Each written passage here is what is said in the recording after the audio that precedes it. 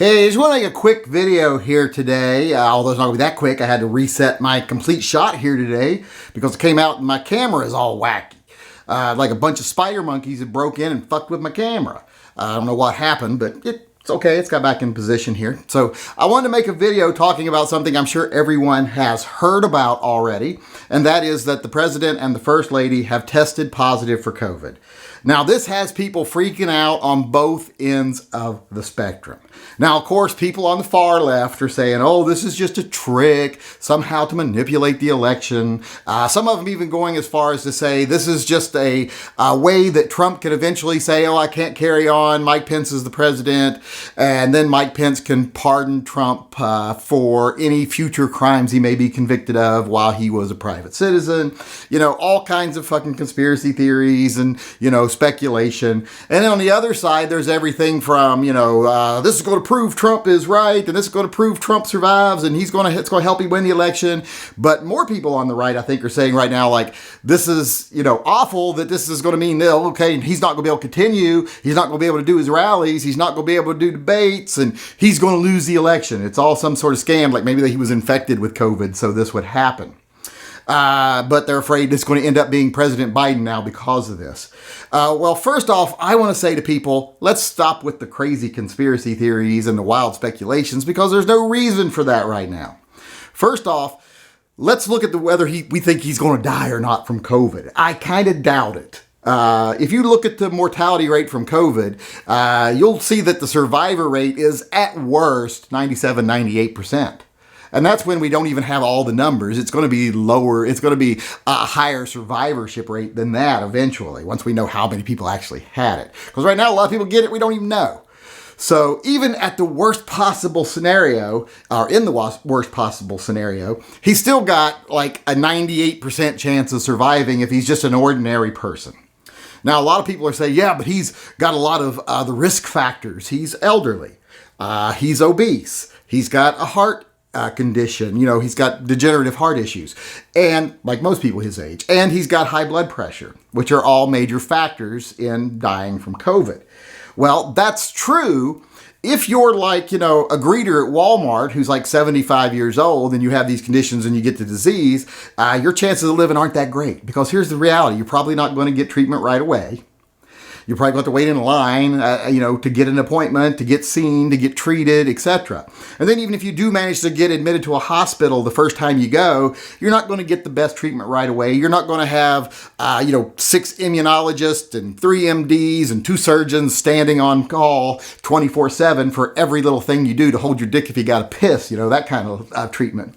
So your chances of surviving are pretty low if you're in that category, like the president, if you're just an ordinary everyday citizen, like working at Walmart. But this is the president. He's tested all the time.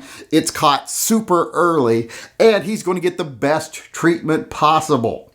He's even getting treatments that aren't even approved by the FDA yet. He's getting an antibody treatment that is still in the clinical trials, but it has shown great promise. So he is getting special access to medical care, special access to treatment. I think he's going to be just fine if you ask me. Now, I could be wrong. He could die tomorrow. But at his age and Biden's age, either of them could die tomorrow. Biden, I think, is like one slippery floor or one sudden start if someone jumped out and said boo away from the grave himself. So I wouldn't be too worried right now about the president testing positive for COVID. People like Boris Johnson, etc. survived it, so I think Trump will survive it. So I wouldn't be worrying. In fact, right now, I think this isn't going to have any effect on the election. I mean, who hasn't decided who they're voting for already? So as long as in 14 days he's like, yeah, I'm feeling better, I'm recovering. If anything, that might encourage some people to vote for him. Like, look how tough he is, he survived. But like I said, if you haven't decided who you're voting for by now, and it ain't going to make a difference, then maybe you shouldn't vote. Maybe you should just stay home. It's a lot of trouble for you to go out anyway because you got to have your permission from your caregiver and you got to put on your special helmet. And you got to make sure that you don't see any of your trigger things while you're out roaming around so that you don't go into a rage and, beat a kitten to death or something. So maybe you should just stay home if you haven't decided by now who you're voting for. So I don't think it's going to have any effect on the election, so people can calm down. In fact, right now, I think the most important thing is that we don't let this derail Amy Coney Barrett's appointment to the Supreme Court. Because right now, I think if she gets on the Supreme Court, someone with her Second Amendment record, someone who believes in judging the Second Amendment through the meaning of the Constitution, I don't think we'll have anything to worry about as far as anti-gun laws. And plus, like I said, I don't think Trump is particularly pro-gun. He's the guy who said, hey, let's take their guns first and then give them due process later.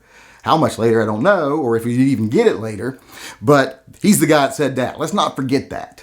And he's the guy that said he would sign legislation that did that. So let's not forget that. Joe Biden, we don't have to look at anything or wonder anything. We just know he's totally anti-gun.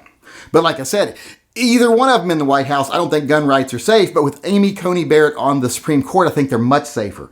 Because most gun laws that have been able to stand up until this point have not done so based on the Constitution. They've done so based on precedent and public safety. Issues that they bring in to, kind of nullify the meaning of the Constitution.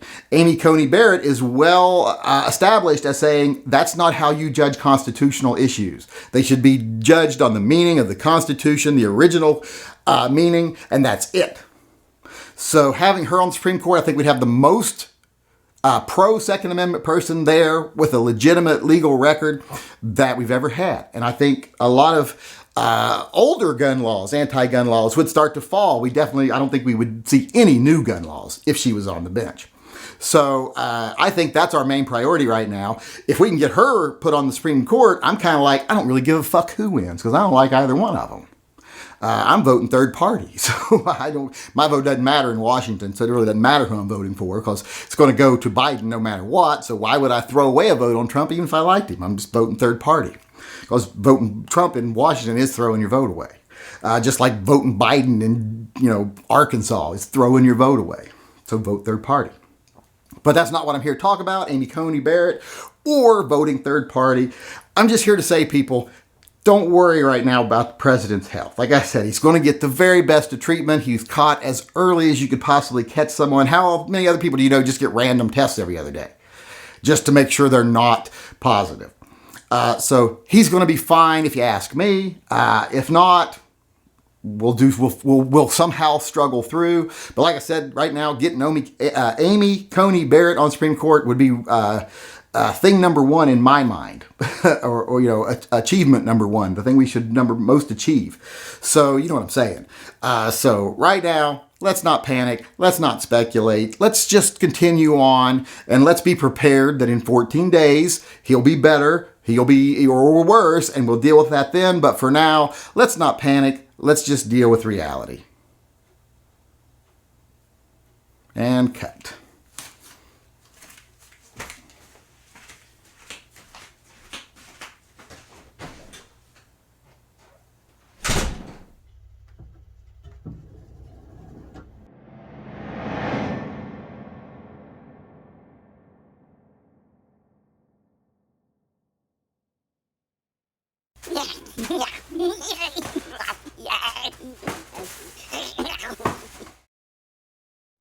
Hey, this is the Yankee Marshal, just reminding everyone out there that if you disagree with anything I say in any one of my videos, be it something political or tactical, I am going to give you the opportunity to come talk to me face to face instead of just having to put stuff in comment sections where someone might not even read them.